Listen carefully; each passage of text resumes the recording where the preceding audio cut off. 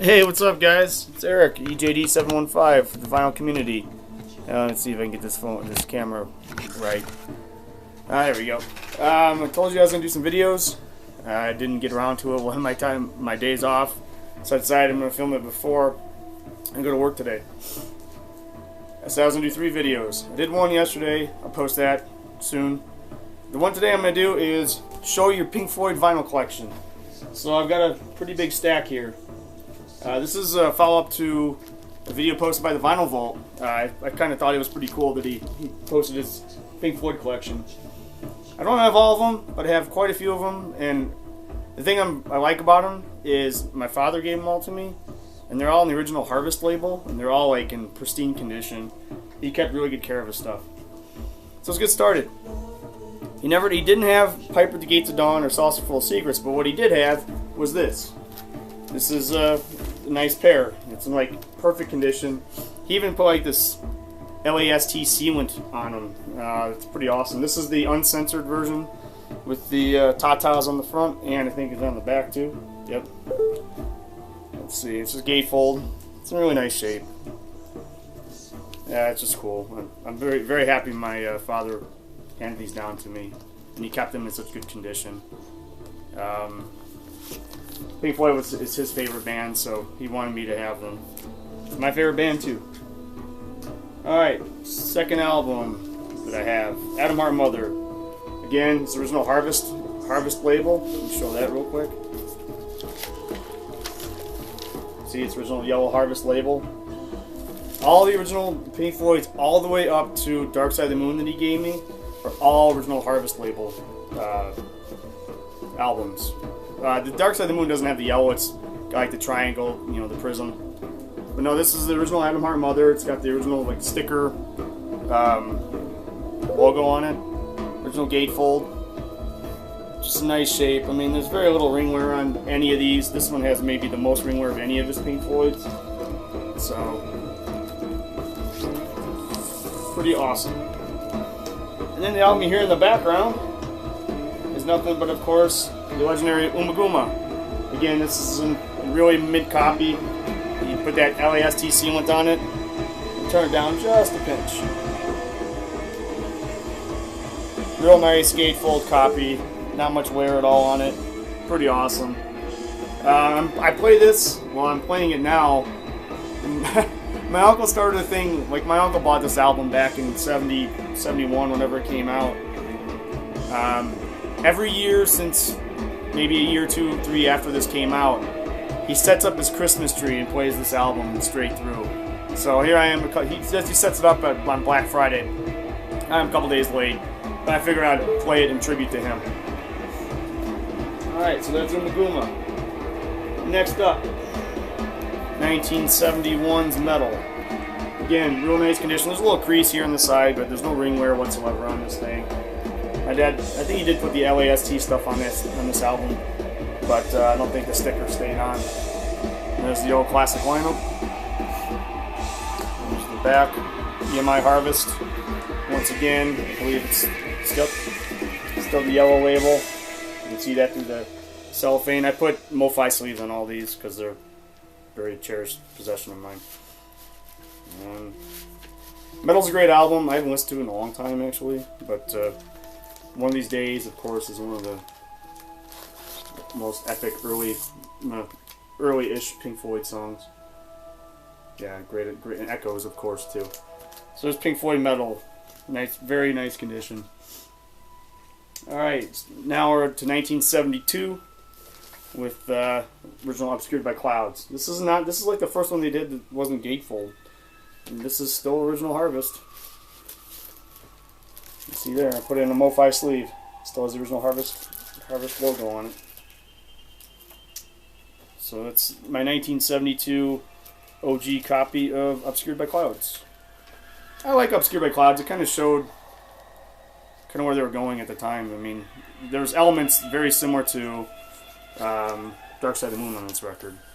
I felt like Dark Side of the Moon, they kind of found their sound, so to say. And this was kind of, they started finding it on this record.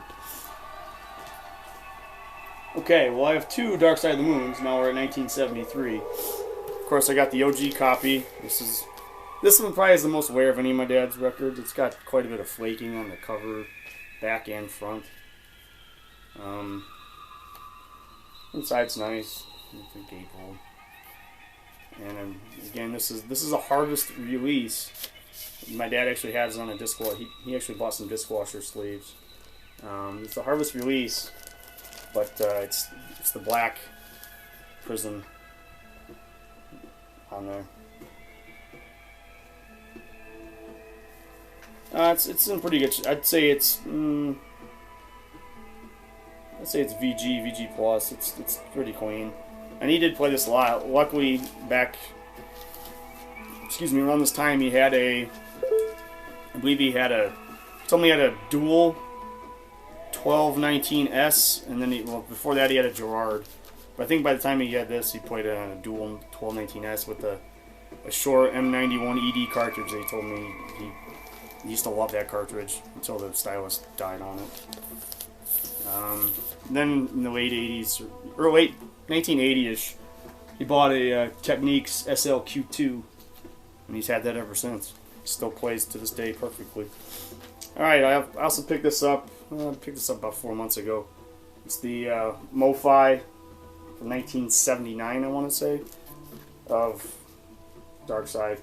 I got this one pretty cheap. I'd say it's VG plus condition. It pops maybe 2 or 3 times. It's still got the original MoFi sleeve. This is it looks kind of like the original Harvest, but it's got the white label instead of the black label. So, it says original master recording from Mobile Fidelity. There are some things on this album I do pick up that you can't hear on the original, which is kind of cool. Small, real light instrumentations during like time, like at the beginning where all the clocks are going off. There's a little bit more going on there. And during Money, you can hear a lot more stuff going on at the beginning with all the money clanking and whatnot. So, MoFi, this thing goes for stupid prices. I found this one for, I think, like $50. That's a moderate price, I'd say. Alright, down in 1975, Wish You Were Here. My father told me that this originally came with like a bunch of postcards and stuff, and he says he lost all that stuff in moves. But he put it in. This is the original Columbia release from U.S. Press from '75. It's got the cool labels. It's just the Columbia Press, but it's in. It's got a couple real light scratches. I'd say VG plus. Like surface scratches.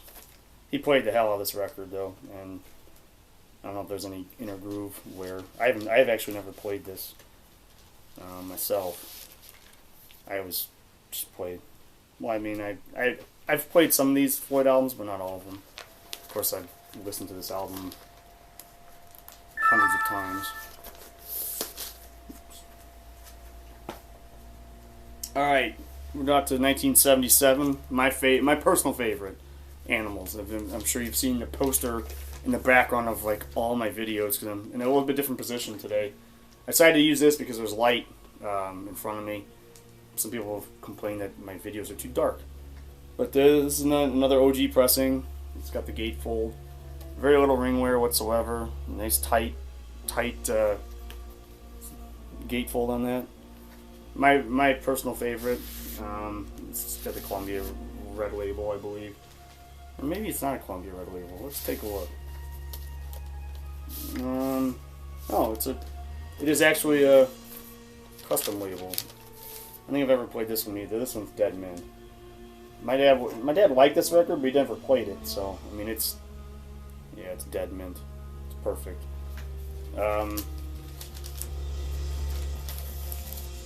My personal favorite. I played the CD tens of hundreds of times and the cassette too back as a kid. But I don't like to play these that much because I don't want to give them a bunch of wear on them. But like I said, it's kind of my cherished vinyl possession from my father. All right. This one was not my father's. I picked this up. It's, of course, The Wall. I picked this up at the Albuquerque Record Show back in September. I had a real haggard copy. My dad never really liked this record, so he never bought it. So I had to complete my collection, so I went and bought it. It's a standard original pressing with the picture sleeves and I think it has the checkerboard. Yep, through the brick wall labels. Standard OG pressing, 1979. I love The Wall. There's some Roger Waters sections on there that could do without, but that's why I have the CD, so I can just skip them. I have all these on. I think I have all these on CD and vinyl as well. Some of these I don't have the original CDs for, like The Wall, Animals, Dark Side, Wish You Were Here. All the mid to later stuff I have on CD as well. Alright, this moves us to 1983. This was not in my dad's collection either. This is, of course, Final Cut. Last album with Roger Waters on it. It's an okay record. One thing I'll say about this record, production is unbelievable. I think it was James Guthrie produced it. Yeah. Roger Waters, James Guthrie, Michael Kamen. Production is, for 1983, it's one of the best productions I've ever heard for that time period. I just wish the material was better. This was just like it's a VG Plus condition. It pops a couple times. I picked it up for like $10. The vinyl looks really nice, but it actually does have a little bit of groove wear in some places. So yeah, Final Cut. I wish this album was better. It has some really killer songs on it. Yeah, it was $10 at a store in Albuquerque about a year ago. The one song on here that I really do like, there's actually two. 3. Your Possible Pasts, Heroes Return's really good, and Not Now John. Not Now John's the best song on the record, hands down. Alright, another one I picked up at the Albuquerque Record Show for like $5. It's a great collection of dance songs. This one was in really nice shape. I actually just found this on CD at a whatchamacallit, Goodwill store. I keep dropping these sleeves. This one's in nice condition. I paid like $6 for it. There's nothing really special about this album other than the fact that it's got a re-recorded version of Money from like '81. So it's got some cool labels too. But just like a 6-song EP with all their stuff to that point that had been recorded for Columbia. Just kind of like a compilation, so to say. Small compilation.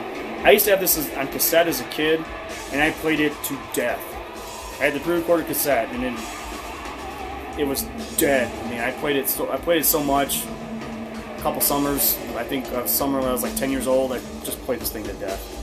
So some of these I've actually had on 3 formats. Kind of funny. I only have 2 of them now. I don't have any cassettes. Well, I have 50 cassettes, but I don't have a cassette player, so. Alright, that brings us to Momentary Lapse of Reason, 1987. I personally really love this album. I remember my father got this for Christmas from my Uncle Randy that Christmas '87. This is I think I've played this twice. I think my father played it 3 or 4 times, so it's in really, really good condition. Nice gatefold, of course. They're only down to 2, but Richard Wright actually does play on the album, even though he's not listed as one of the main musicians. I guess he's kind of a session musician at this point for this record. But I love this record. I think it's awesome. A lot of people don't like this record because it doesn't have Roger Waters. In my opinion, Pink Floyd, I like Roger Waters, don't get me wrong, but I think Gilmour is a much, much better accomplished musician and a better vocalist. Gilmour is actually my favorite guitar player of all time, so I guess I'm kind of biased. But Momentary Lapse of Reason, 1987, killer record. I love it. Alright, here's I don't have the OG pressing of this because it's really expensive. This is the double disc, double LP that came out this year. I don't want to take this out because it's really thick and it's really hard to get out of the sleeve. I love the Division Bell. I bought this the day it came out on a compact disc, 1994. I should have, man, I still to this day I kick myself. I'm originally from Chicago, and a friend of mine invited me to go. He had an extra ticket to go see him at Soldier Field in Chicago. It was like $125 just for nosebleed seats, even back then, 20 years ago. And now you're looking back, you're like, I was thinking, oh, they'll make another album. Yeah, well, that wasn't very wise of me because they really never did another album and they never did another tour. So, yeah. Could have seen them on the Division Bell tour at Soldier Field. I heard it was incredible. They had like this fog rolled in from the Lake Michigan, and like the laser light show was crazy. And they had, of course, they had the pig flying up in the air. I think they had a couple other props that were airborne. But yeah, Division Bell, great record. It's so chill if you want to just chill out and listen to good music. This is one of my go-tos. And that brings us last but not least, a very controversial one that just came out a couple weeks ago. The Endless River. It's okay. I listened to it on YouTube week before it was released. Somebody leaked it. And I was like, okay, this is kind of cool. It's kind of background music. And then I sat down and listened to this vinyl. And it's pretty boring. I have to admit, it's pretty boring. I mean, it's just a bunch of outtakes that they didn't make for the record. But even if they put vocals on these songs, I don't think they'd even be that good. Another thing is, there is no need for the stupid record to be on double vinyl. There is each album, maybe one side, maybe side 3. Each vinyl has like half of it is just dead wax. I know it's better for inner groove distortion or whatever, but there's absolutely unnecessary to make this a double record, and that's another thing that really pissed me off. Because every 10-12 minutes you gotta flip the freaking record. Ridiculous. Anyways, Endless River, it's a collection filler, and I got it they had a sale at the store here in town, so I picked it up. That's it. That's my whole Pink Floyd collection, guys. I'm missing a couple things. I'm missing, of course, Piper the Gates of Dawn, Salsa Full of Secrets, but I have them on the Nice Pair record. And when I see those things, they go for stupid prices and they're in decent shape. And I know I'm missing Relics, and I'm missing Works, and there was another soundtrack that I'm missing, and I can't remember the name of it. If there's anything else I'm missing, let me know. I don't have any 7 inches or anything like that, Pink Floyd. I've got almost all of them on CD. I had a couple on cassette back in the day, but I got rid of those. I definitely want to get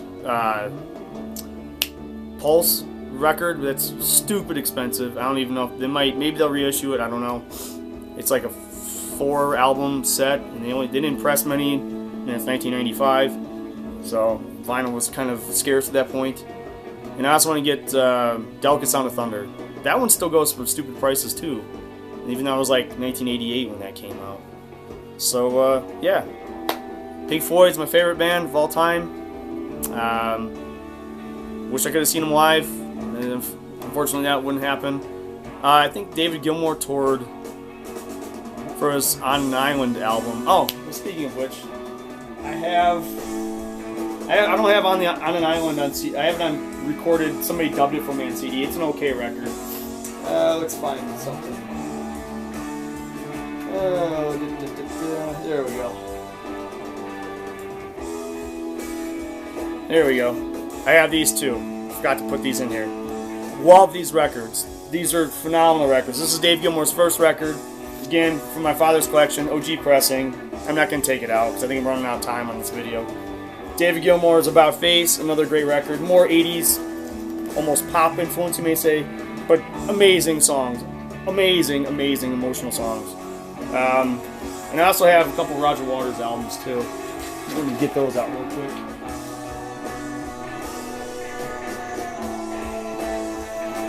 Sorry about that. Found this actually. My dad never had this one. This is Pros and Cons of Hitchhiking. This is the uncensored one with bare ass on the cover. Found this for like $2 at a local store. It's actually in really damn good condition. It has a little bit of ringwear at the bottom, but other than that, it's real nice OG pressing, 1983, 84. It's got the original logo or labels on it. Yeah, this was like $3, and this is actually worth quite a bit of money because they banned this cover, or they didn't ban it, but they put a patch over, like a black box, over the bare ass on there. So I found this pretty nice price. It's like $2 or $3. So an okay record. It's not great. And then I got Radio Chaos too. This was from my father's collection. I think he got this that same Christmas. He got Momentary Lapse Reason. It came out the same year, 1987. This is actually a pretty good record. I've spun this once or twice. I didn't really. I spun the first half of Pros and Cons of Hitchhiking. Didn't care for it. But that's it, guys. That's all that's everything from my Pink Floyd collection. It's something I really like, something I kind of cherish since my father gave me his in such a nice condition. And I remember, listening to those records as a kid. Some of them I didn't know he had until much later. It was in my teen years. Yeah. So post your Pink Floyd collections. Let me know what you got. If you got Delicate Sound of Thunder for trade, I'll take it. The other ones are probably stupid, like the Pulse one I'm never going to find probably. But let's keep this thing going. Thanks VC. Keep it real. Keep it metal. Well, not metal all the time.